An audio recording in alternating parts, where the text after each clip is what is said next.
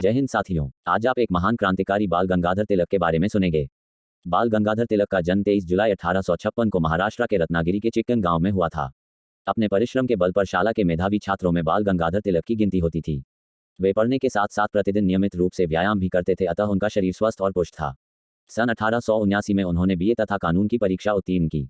रत्नागिरी गांव से निकलकर आधुनिक कॉलेज में शिक्षा पाने वाले ये भारतीय पीढ़ी के पहले पढ़े लिखे नेता थे। कुछ समय तक उन्होंने स्कूल और कॉलेज के छात्रों को गणित की भी शिक्षा दी।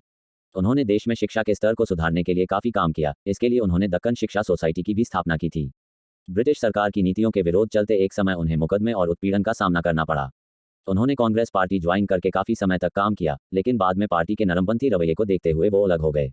इसके बाद पार्टी के दो हिस्से हो गए और बाल गंगाधर तिलक के साथ लाला लाजपत राय और बिपिन चंद्र पाल अलग हिस्से में शामिल हो गए।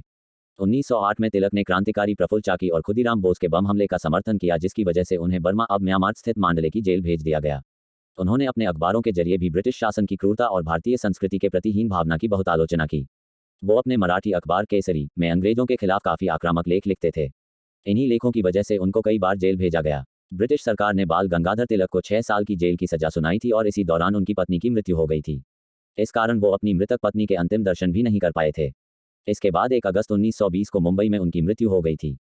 उनके निधन पर श्रद्धांजलि देते हुए महात्मा गांधी ने उन्हें आधुनिक भारत का निर्माता कहा और जवाहरलाल नेहरू ने उन्हें भारतीय क्रांति का जनक कहा था। गर्म हवा के झोंकों में जाए बिना, कष्ट उठाए बिना, पैरों में छाले पड़े बिना स्वतंत्रता नहीं मिल सकती। बिना कष्ट के कुछ नहीं मिलता। लोकमान्य बाल गंगाधर तिलक।